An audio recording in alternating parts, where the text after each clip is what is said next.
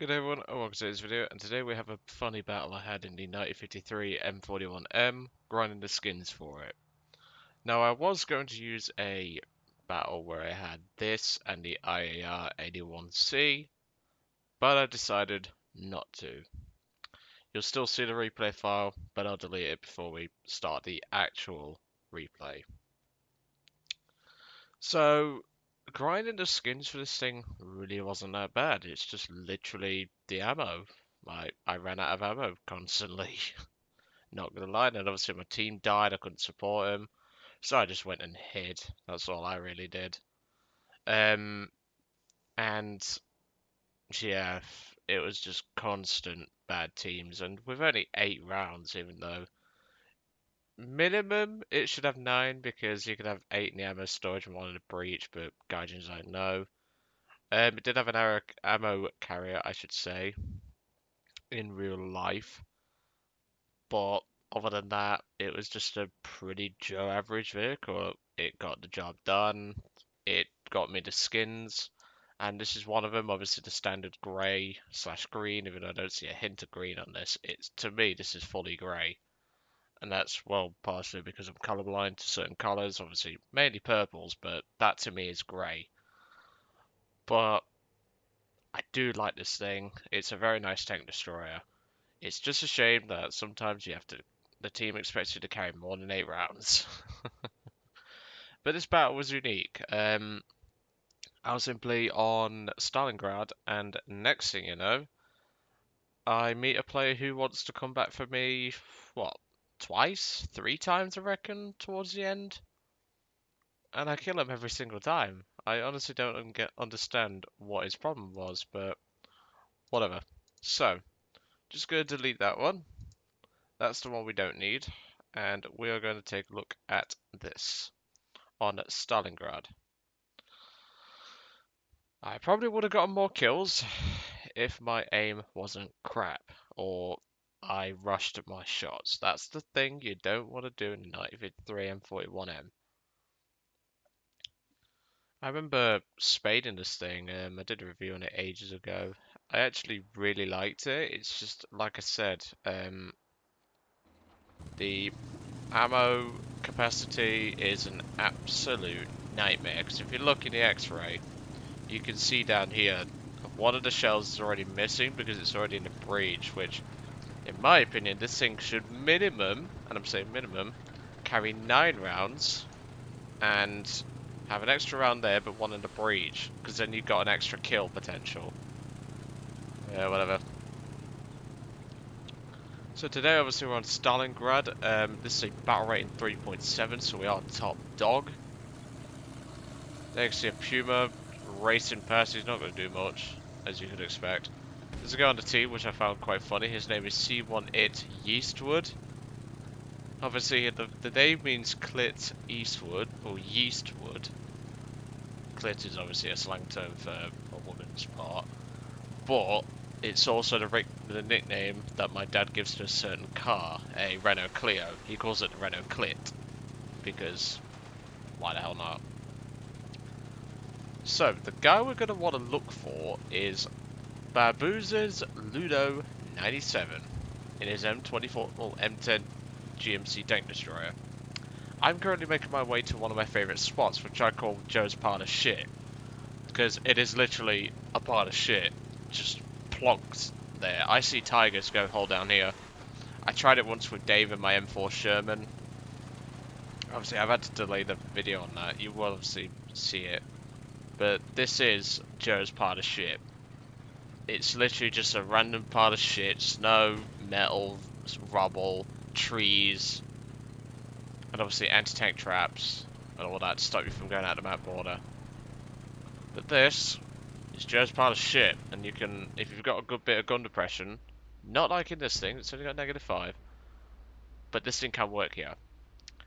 If you've got -10, you're golden. Especially in something like an M4 with a trolley turret, or a Tiger. Panther's not so much, don't try this in a Panther.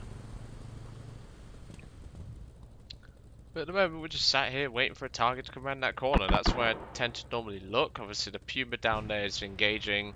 I believe he's about to die in a moment. He has got a friend down there. I think it might be Yeastwood. We've just lost one Puma to a M41M. And you can hear gunfire and all sorts going on over there. I believe it is actually, it's either Clint Eastwood, it's actually this geezer. I'm guessing Cojones is under severe threat of being spanked, and there you go. He's just been killed by Baboozer's 97, or whatever his bloody name is. So I pull up into position, ready to go. I'm thinking, okay. Oh, there's an M10. I wait for him, put a shot right through the front, job done, first kill. You'll be seeing more of that guy. The thing is about most players is because they cannot take a loss. They tend to get very defensive about you destroying their vehicles, which I find a bit pathetic. And it's just, I don't see the point of coming back for a revenge kill. I mean, I honestly thought he was in the Corsair. You're going to see that Corsair quite a bit till he gets shot down.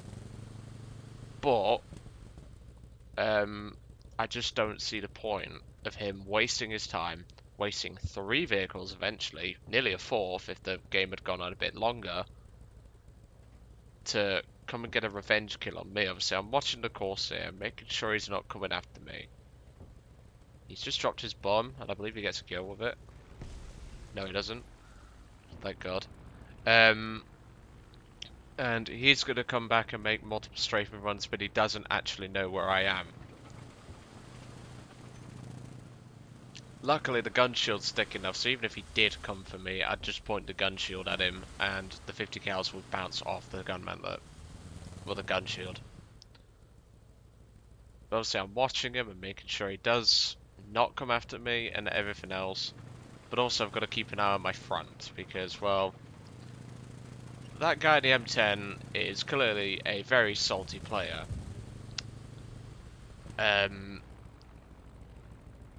I tend to get a bit annoyed when someone kills me, but I don't come back for a revenge kill. That's just pathetic.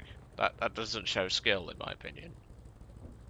The only time I do is if I suspect they're a cheat, or they're a stat padder. Those are my only exceptions. Otherwise, I don't. If I spawn another tank and kill him accidentally, even though I don't even know it's their tank, I just shoot it. Fair game. I can't obviously see markers in tank RB. So, yeah. In my personal opinion, though, I would like Air RB to have no markers enabled, like, obviously friendly markers, but be similar to Tank RB, because then it's a bit more realistic. You have to know what you engage in and things like that. Obviously, I knew that was a Corsair the second it made its first pass, so it would teach people to obviously identify an aircraft and engage that aircraft if they can. I just think that would add a bit more twist to War Thunder, and obviously a bit more realistic, because you can't say a pilot just goes from 4 miles away and just goes, oh look, a Corsair. You might recognize it as a Corsair, but it might not be a Corsair, if that makes sense. That's how I think. But this is Gaijin land, they're probably not going to listen to anything we say. But yep, we're just sat here waiting for Mr. M24 Chaffee to come back, Baboozer's Ludo 97. Like I say, I only checked this guy's stats after the battle obviously happened. And, well, he's a level 46, and he's got pretty garbage stats, to be truthfully honest. I don't understand why he was coming back, but hey ho, it's not my problem. I'll take the kills, mate. I needed 15 at this time when I had this thing in this game. I walked away with just 11 left. The final game I needed to get the kills done was the combo battle that I was going to show you, but due to the expensive battle log and subscriber requests, I just can't. So obviously I see the Chaffee, put a shot right through it, job done, second kill. As you can imagine, he's going to be even more angry at my ass now. But you would have thought he'd have the common sense to approach from another angle. He obviously doesn't realise the 9053 is not a fixed casemate. It is simply, it can traverse quite well on its turret axis. I think it's like 30 degrees to the right and left. It can rotate. I think so anyway. Maybe even 45 degrees. But it is a great chassis. I like the tank. It's based on the M1441. I like that tank. And putting a 90mm gun on it. In fact, not much ammunition, but putting a 90mm on it, putting it at a fair bar rate of 3.7, I'll take it. But yes, he is going to come back, this time in a M4A3 105. Now, he obviously thinks I'm not looking round. Newsflash, I am looking around. You can see I'm looking around a lot. Obviously, I put 4 times speed just to speed it up a bit, because it is quite a bit till he gets back for his attempted revenge kill number 3. Well, technically number 2, but it will be number 3 when he spawns in, but doesn't get to me in time. So obviously A's just been captured. My team's gonna pretty much get spanked, so there's not much I can do. And I'm watching just over here because I suspect, and I was actually watching the leaderboard, and I noticed he did capture a point. A's just gone down. He must be near A, and this is where I spot his turret. He obviously thinks that I'm not paying attention. Newsflash, I am. So I spin the tank round, it spins around perfectly fine on this spot. The only tank that doesn't so far is the Nashorn. I've been recently spading that, and let me tell you, that was a nightmare to spin around. And even then, it didn't have the gun depression to work the position. It was too tall for a start, and not only that, didn't have enough gun depression, so I had to park it very similar to how you see it now. We'll see this tank now. I had to park the Nashorn like that. But putting a long 88 for a T-34-57 is always nice. Let's be real. I have enjoyed the Nashorn for the most part, but I just don't think the teams have been working very well. I mean, at one point my win rate was 8%. Obviously, you can see Captain Retard. And it was at this point where I rushed one of my shots. I was going to go for the gun mantlet, but I realised no. And I held my fire just a little bit too long. But it don't matter. He's giving me his commander's hatch. Where'd that get you, pal? 3rd kill. On the same fucking guy. As you can imagine, I'm actually speaking to Dave about this battle. And he was laughing his fucking arse off seeing this. I mean, he accomplished absolutely nothing. Here comes an M13. I don't know why you would bring an M13 on this flank, but okay. 1 right at the engine block, 4th kill. That's my end. That's my end of the contribution to the battle, just to point out. But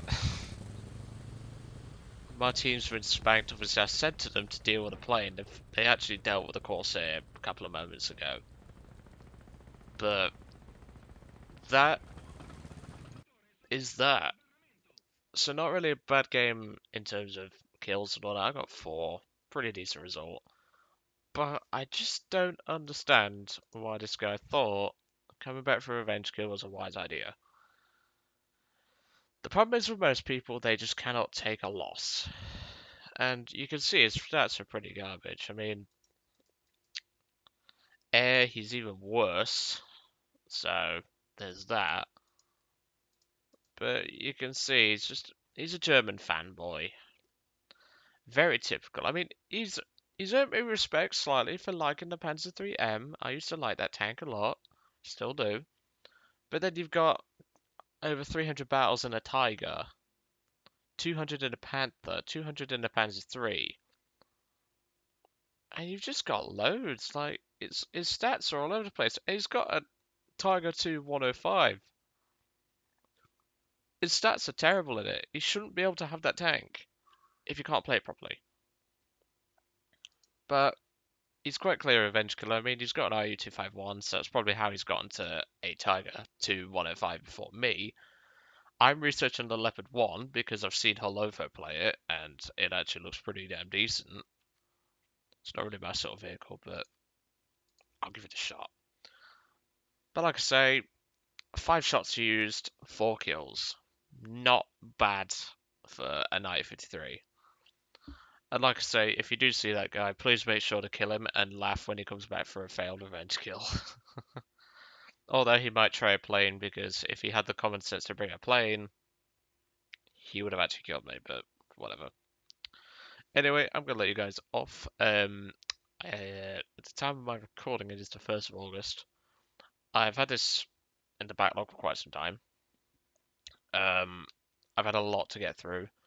I've got a few more things to do today, and then I won't be recording anymore till after Operation Retard is over. Obviously, Operation Heat, but I call it Operation Retard. So if you send me a replay, I'm probably not going to use it. So that's your fair warning. I'll put this for quite early when Operation Retard starts. So then you obviously know not to send me a replay because I won't be able to use it. I'll simply be grinding too hard. If I manage to get Operation Retard done in the time that I've allocated for it, we should be okay because I only need 12 days to do it. Because I'm going to go for the BF110C6 and the BT7 F32.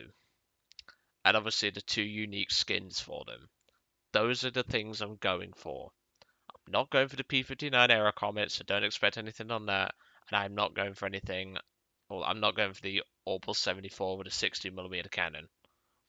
Neither am I going for Naval, because obviously, as you guys know, I don't play Naval, but even so. So I hope you enjoyed today's video on the 953 M41M, and obviously a little bit of information on Operation Retard. Like I said, don't send in no replays because chances are I'm not going to use them. If you do want to send a replay to someone, Jamonkey, Dita would probably take your replay. Toshio Thunder would probably take your replay, and the Digital Time Traveler would also take your replay. So if you can't send your replay to me because obviously I'm working on Operation Retard, please do send it to one of those. DTT loves my replays. Jamonkey loves my replays. I've never sent one to Dia or to Sheer Thunder. Maybe you could also try sending it to the Mighty Jingles, but he'll probably have you working in the salt mines for that. Anyway, I'll see you all on the next one. Wish me luck in Operation Retard, and I'll see you all on the next one.